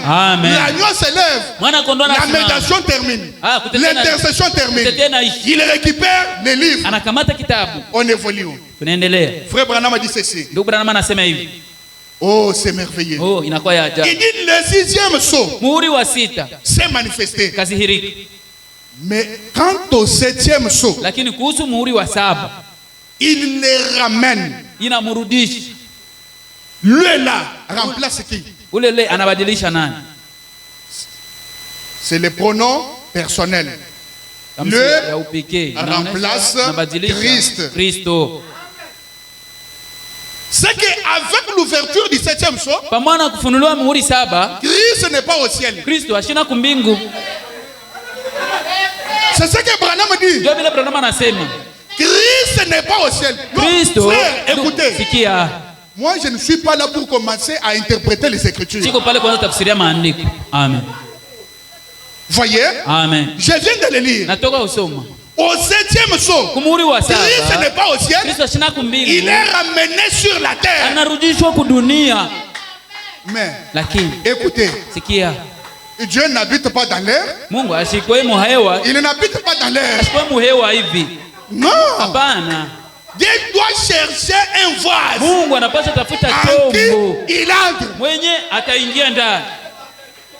Est-ce que je peux entendre un amen? Amen, amen. Branham n'a pas dit le Saint-Esprit. Il a dit qu'il ramène Christ. Il n'a pas dit qu'il ramène le Saint-Esprit sur la terre. Non. Parce que le Saint-Esprit était déjà descendu à la Pentecôte. Et depuis qu'il était descendu, il n'est jamais monté. Mais pour cette fois-là, l'agneau prend les livres. Il descend sur la terre. Amen. N'en faites pas une doctrine. Évoluons. Évoluons. Branham dit, oh, c'est merveilleux ces choses. C'est tellement. Voilà même le message de frère Branham. Amen. C'est ça le message de frère Branham. Si vous ne maîtrisez pas ça, c'est que vous ne connaissez pas le message. Là, je dois vous dire la vérité. Non, moi c'est seulement le Saint-Esprit, seulement la sanctification. Non, je peux aller loin. Le Saint-Esprit n'est pas notre message. Amen. Notre message c'est le 7e sceau. Voilà notre message. Hein? On ne doit pas être des pentecôtistes. Hatutakuwa wapentekotiste. Que Dieu vous bénisse. Amen. Est-ce que vous le croyez? Amen. Notre message, Ujumbe yetu, c'est le 7e saut. muhuri wa Et saba. le 7e saut Muhuri wa saba ramène Christ inamrudisha Kristo sur la terre. dunia.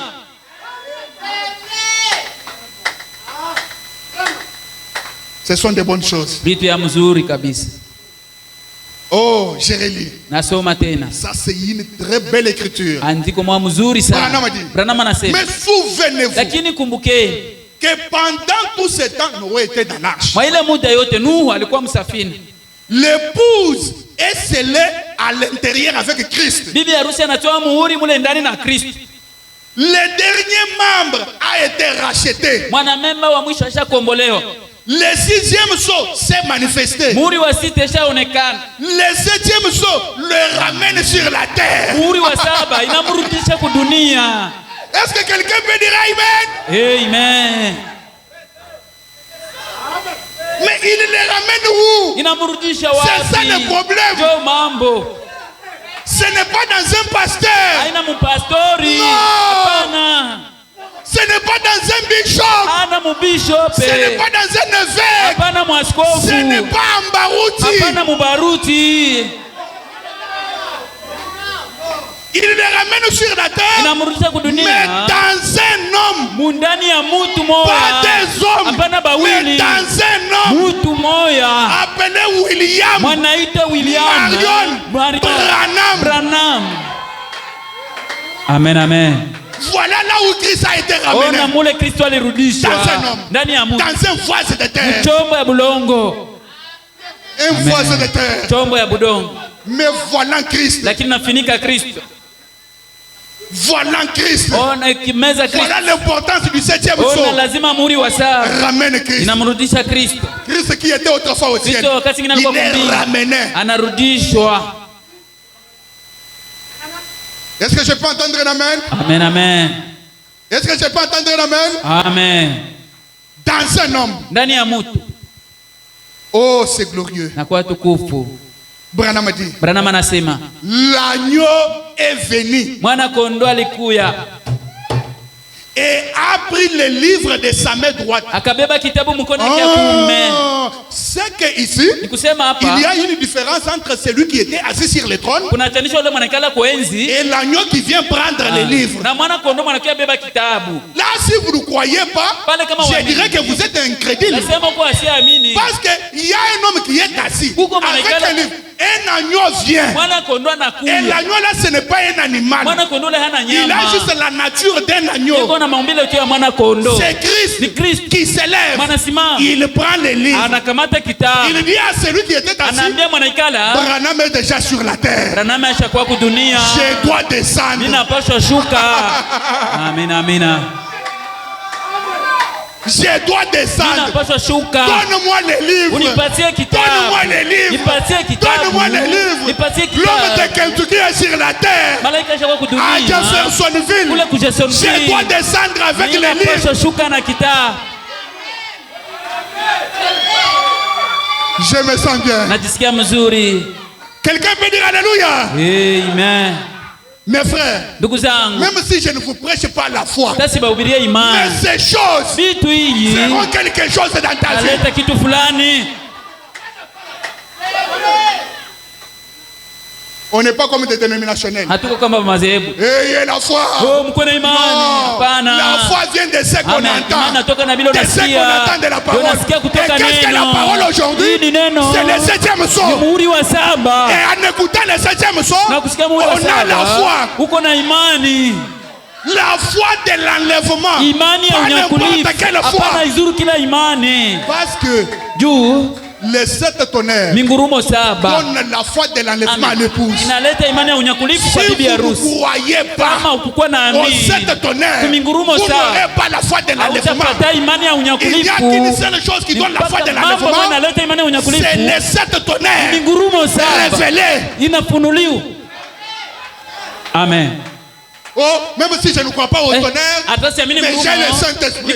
Mais la foi de l'enlèvement, est-ce que tu en as? Amen. Voilà le problème. Avoir le Saint-Esprit et croire au tonnerre pour avoir la foi de l'enlèvement. Amen. Voilà le message. Voilà le message. Le message, ce n'est pas répandez-vous. Non. Quelqu'un parle Branham dit la repentance, c'est pour l'église nominale. Branham en parle. C'est pour l'église nominale.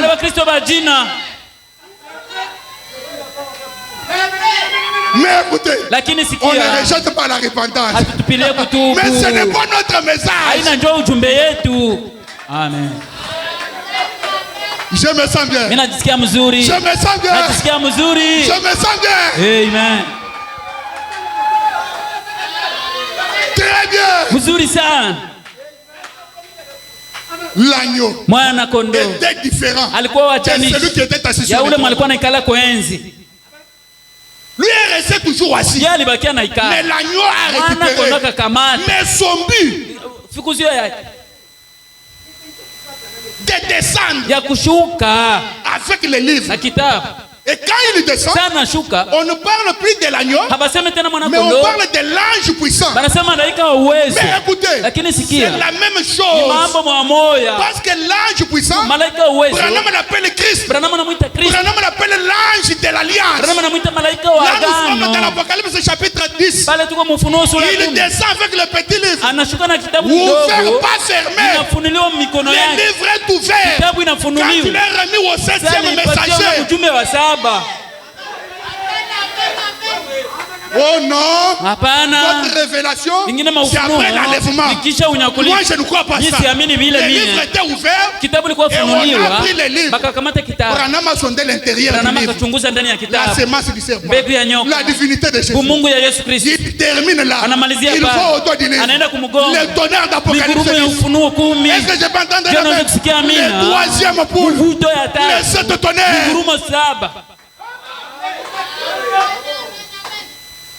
Nous sommes dans l'université du message. L'université du message. On a déjà quitté l'humanité. Nous sommes maintenant dans l'université. Où on ne doit pas vous apprendre à écrire. Non, là c'est vous-même. Le professeur ne fait que lire. Vous écrivez de vous-même. Où on ne vous prend pas qu'un plus 1 est égal à 2. Non, là-bas ce sont des équations. On pose une équation du second degré. On vient les travailler. Les moins intelligents commencent à faire ça. Mais l'épouse,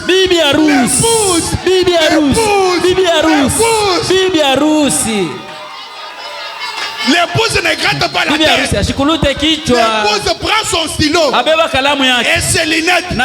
Et qui sont les lunettes? William Branham.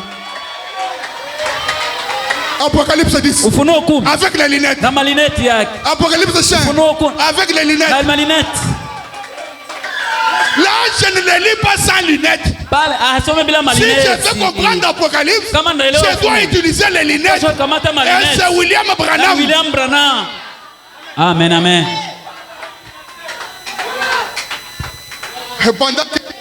Pendant que les autres vous diront que l'ange là, quand il est descendu, il était avec l'aveugle seul. Voyez, il avait une trompette. Non. La voix d'une trompette, c'est la parole. La proclamation de la parole. Le message du 7e âge. Du 7e messager. Amen. Soyez guéris à cause de cela. Amen, amen. Amen. Vous ne le croyez même pas. Amen. Soyez guéris à cause de cela. Amen. Soyez des millionnaires à cause de cela. Amen. Soyez prospères à cause de cela. Amen. Soyez bénis à cause de cela. Amen. Je me sens bien. Je me sens bien. Najisikia mzuri. Oh, l'agneau. Oh, mwana kondoo. Quand il descend, Sana shuka. le titre change. Ile cheo On ne dit inabadilika. pas que l'agneau descend avec les livres. Mais Habasema on dit na l'ange kitabu. puissant. Malaika wa uwezo. C'est aussi son autre titre. Ningine cheo yake. Mais c'est la même personne. Mutu mwamoja. L'ange de l'alliance. Malaika wa C'est agano. comme ça qu'on l'appelait dans l'Ancien Testament. Mwagano za kale Et ndivyo quand kama il descend, sana shuka. il descend avec un message. Anashuka na ujumbe. Il descend avec un message. Anashuka na ujumbe. Parce que quand vous voyez l'ange, Jusono na malaika. attendez voir ce qu'il vous donne un message. Anashtunga kupatia L'ange ne ujumbe. vient pas pour venir. Asikwe kwa À kukuya chaque tu. fois qu'il venait frère Branham, Wakati wote alikuwa il anamtia lui donnait Branham. toujours des messages. Anampatia ujumbe. Oh, à sa descente, Japokuwa il mkushuka. est appelé l'ange puissant. Anaitwa malaika wa C'est uwezo. qu'il a un message. Sema iko na Et ujumbe. quel est ce message? Ujumbe gani? Quel est ce Ni message? ujumbe gani? Le message du silence qui était dans le silence. Ujumbe yenyewe ilikuwa mukimya ile. C'est ça le message. Jo ujumbe yenyewe. Là où les anges n'avaient pas compris, Pale ba malaika bakuelewa. tout s'était arrêté. Ili vyote La vikasimama musique, uone vyote. Pendant 30 minutes, Mumuda wa dakika 13. personne ne comprenait. Hakuna mwalielewa. Mais quelqu'un vient, Lakini mtu mwana kwe il arrive anafika. par ses œuvres. Hapana kwa nguvu za. Je dis par ses œuvres Kupitia makazi yake et ses caractéristiques, na matabia yake. nous l'identifions au 7e ange du 7e âge. Tunamtambulisha kwa ule malaika wa 7 wa kizazi ya 7. Il est là au moment de cette venue. Iko pale mwele wakati ya ile ujiri. L'ange descend. Malaika anashuka. Lui va à la rencontre de l'ange. Yeye anaenda kutanana na malaika. Il récupère les livres. Anakamata kitabu. Anashuka na.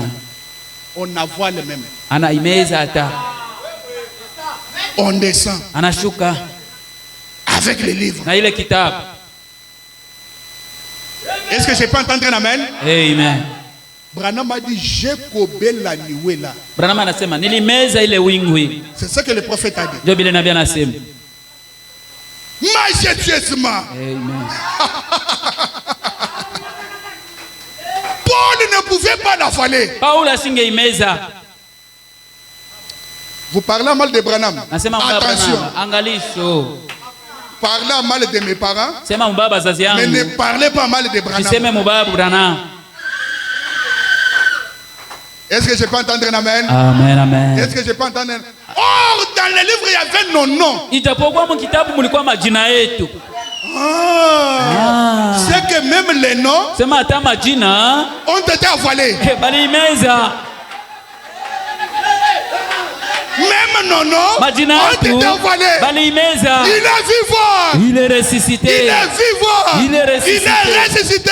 Il est vivant. Qui est? Qui Jésus. est? Jésus. Acclamons Jésus.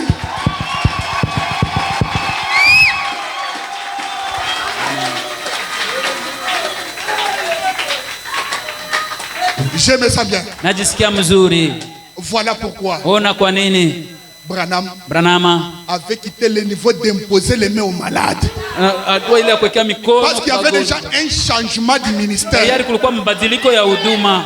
Changement de la symphonie. Mabadiliko ya mdundo. Il entre dans un stade Anaingia fasi ya kabumbu rempli de gens. inayala ba. Il ne prie même pas. Ashiombe hata. Les gens passent Batu banapita. comme Israël au désert, Israeli ne mjangwa. faisant que regarder au serpent des Batu reins banaangalia kunyoka et ya chaba. recevoir la guérison. Na banapokea uponyaji. Écoutez, Sikiliza. le Branham a dit, Branham anasema je suis comme niko kama le serpent des reins. kama ile nyoka ya Il a shaba. dit comme. Kama Alors les gens au stade batu mwa ile kifasi n'avaient pas besoin que Branham fasse la prière. hapakuwa na lazima Branham afanye maombi Un à un. moya kwa moya.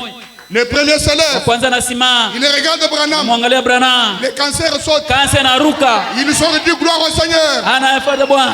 Le deuxième se Wa lève. pili anapita, Il regarde Branham. mwangalia Branham, L'épilepsie saute. kifuafua inaruka. Est-ce que je peux entendre un amen? Unaweza kusikia amina. Le troisième se lève. Watatu anasimama, Regarde Branham. anamwangalia Les Branham, hémorroïdes sautent. mahemoroide inaruka. Au nom de Jésus. Jina la Vous qui Yesu. avez les hémorroïdes, Wewe mko- soyez guéris. Amen. soyez guéris. Amen, amen. Jusqu'à ce que le stade était devenu vide. Paka ile fasi yote Tout le kwa monde wazi. est guéri en regardant Batu Branham. yote banapona kumwangalia tu. Tout le monde est guéri. Batu yote kupona. Ça même à l'époque de Jésus, Bila hata kwa wakati ya Yesu. on n'a pas trouvé. Haba kupata. On n'a pas trouvé ça. Kupata bia vile. Tout un stade, Ile fasi ya kabumbu. toute une école de sourds-muets. Ile masomo yote ya babubu na basikia. À cause de Branham, tout Jutu ya Branham. le monde entend. Bote Et banasikia. on a fermé cette école-là. Banafunga ile masomo ile. Amen. Voilà l'importance de l'ouverture. Ona lazima ya De la kufunuliwa. parole. Ya neno. L'ouverture du Kufunuliwa. 7e Ya saut. muhuri wa 7. Quelqu'un qui voit en Afrique d'ici, Mtu anaenda Afrika ya Kusini. il y avait ceux-là qui marchaient avec des Kulikuwa bale béquilles, balikuwa tembea na d'autres bikomo. avec des chaises roulantes, Wengine na bichi ya kubulula. avec des chaises roulantes. Na bichi ya kubulula. Une salle pleine Hii fasi ya kuyala. avec des gens de béquilles Bacho na mabeki et des chaises yao. roulantes. Na bichi ya kubulula. L'homme parle seulement quelques Mtu minutes. anasema tu dakika kidogo. Après, Kisha l'ange du Seigneur descend. malaika wa Bwana anashuka. Tout le monde a quitté la Basi salle. yote bakatoka ile En jetant jengo. des béquilles. Kila mtu anatupa Et ile des chaises mabeki. roulantes. Anatupa. Ils sont sortis, mais libres. Banatoka mikono wazi. J'entends quoi seulement? Banaimba amini tu. J'entends quoi seulement? Bakimba amini tu. Il est vivant. Amen. Oh, je me sens bien. Kia mzuri. Amen, amen. Le lendemain, Kesho yake Branham était dans un hôtel. Branham alikuwa Il moteli. regarde par la fenêtre. Anaangalia kupitia dirisha. 7 camions. Makamio 7 Beki. inayala mabekie. Et les gens chantaient Watu wanaimba dans leur langue. malugha. Toi seulement. Amini tu. Toi seulement. Amini tu. Toi seulement. Amini tu. Toi seulement. Amini tu. Amen. Et moi je te dirai ce matin Mimi nakwambia ya aussi. asubuhi na Toi wewe. seulement. Amen. Toi seulement. Amen, amen. Toi seulement. Amini Toi tu. seulement. Amini tu. Merci Seigneur. Même si Branham est mort, Hata Branham alikufa. mais la colonne te Lakini fait. nguzo ya moto. Pendant que je parle, Wakati niko nasema dans cette salle, iko mwa hii jengo. elle est dans cette salle. Iko mwa hii jengo hii. Cette émotion-là que vous éprouvez, Mshituko ile c'est ça unasikia. même la présence Ndio de la yenyewe colonne de feu. uwepo. Amen. Amen. Amen. Ce matin, Hii asubuhi comme les 7 tonnerres vile ile ngurumo ont 7 reçu les révélations, ilipokea ufunuo. je ne vous demande même pas de prier. Similome hata kuomba. Moi, je n'ai pas vu. Nishi kuone. Pierre, qui Petro. n'avait pas ces choses. Mashikuwa na imambo. Les gens s'alignent sous le soleil. Watu wanasimama yule Pierre ayua. sort Kwa sans imposition de main. Mais son ombre, lakini kimvuli en train de guérir les iko malades. naponesha bagonjwa. Frère, Ndugu yangu, mais que dire de nous? tuseme nini na siye? Je passe seulement à vos côtés. Napita tu pembeni yako. Je sais que quand je passe, Nafanya ma présence uwepo va yangu faire quelque chose. itafanya kitu fulani. Quand je passe, le Napopita chômage doit napita. quitter. Quand je passe, les Napopita troubles dans ta maison Amen. doit quitter. Mambo ya Quand tension je passe, le napopita. sida Kimwe doit s'en aller. inapaswa enda. Quand je passe, Napopita toute maladie que vous avez magonjwa iloko doit nayo vous quitter. inapaswa Quand enda. je passe, Napopita tout ce qui ne va pas dans ta maison hata kuna kitu doit nyumba quitter. inapaswa Quand enda. je passe, Napopita la réussite hiyo doit entrer kufaulu dans ta maison. inapaswa pita. Merci Seigneur.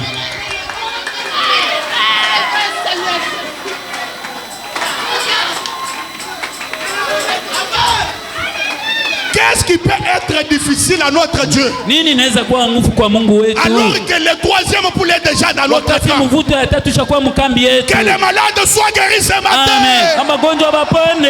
Recevez votre guérison. Pokea uponyaji yako. Vous êtes guéris. Ushapona. Vous avez déjà la bonne santé. Uko mwafya njema. Que les pauvres soient riches. Na maskini bakwa Vous êtes tajiri. déjà des riches. Tuko batajiri. Croyez-vous cela? Je nayamini. Croyez-vous cela? Je mnayamini. Croyez-vous cela? Amen, amen. Soyez bénis. Mubarikiwe. Amen, amen. Je n'ai pas écrit un message d'un pentecôtiste. Mimi sikuamini ujumbe wa mporo. Mais le message que j'écris vient de Dieu. Ujumbe ninaamini Et natoka si kwa ce Mungu. message est vrai, Na kama ujumbe ni kweli, que les kystes, na makist, que les kystes, na makist, que les hémorroïdes, na l'hypertension, ma le hypertension, diabète, ma tout diabète. ce qui ne va pas dans votre corps, Amen. que cela vous quitte au nom de Itoke Jésus-Christ. mjina la Yesu. Nous pouvons nous tenir debout. Tunaweza kusimama bwima. Est-ce qu'on peut nous chanter? Il est là-haut dans sa parole, il est là-haut dans sa parole. Oh, Jésus est là parmi nous. Il est là, la colonne de feu. Il est là, le 7e assaut parmi nous. Oh, mes frères et sœurs, il y a une présence incontestable dans cette salle. Quiconque croit en cette présence, il va témoigner. Merci.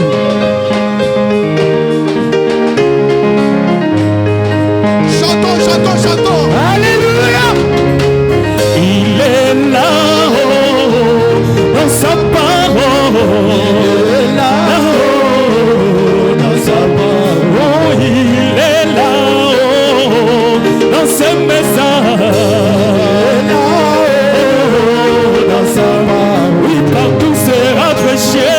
Lancerons les aigles. Oui, partout sera présenté l'écho. Lancerons les aigles. Oui, l'auteur de la vie, c'est Jésus. Et là parmi nous. Oh, l'agneau des gloires est là. Il est parmi nous. La colonne de feu est ici, elle a parmi nous.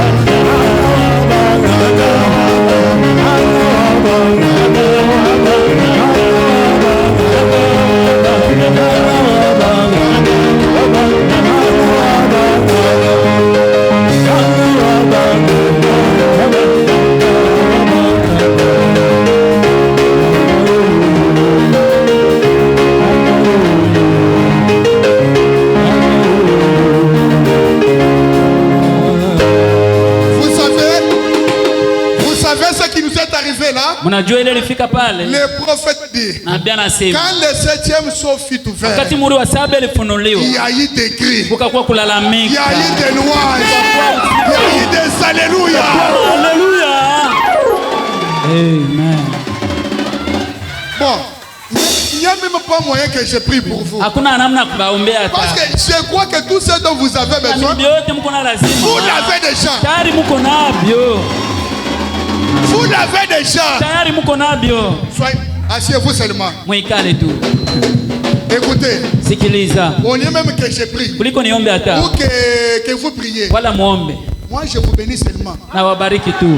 Et puis je quitte la chair. Mimi natoka kumimba.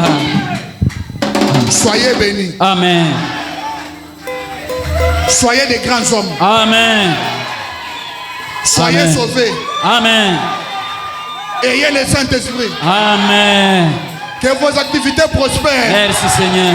Amen. Soyez la tête Amen. et non la queue. Amen. J'aimerais que vous puissiez prospérer Amen. comme prospère l'état de vos âmes. Amen. Ayez la réussite dans vos activités. Amen. Que ceux qui ne mettent pas au monde puissent avoir des enfants. Amen. Que ceux qui sont troublés dans leur famille puissent avoir la paix. Amen. Au nom de Jésus-Christ. Amen. Je vous donne toutes ces bonnes choses. Amen. Amen.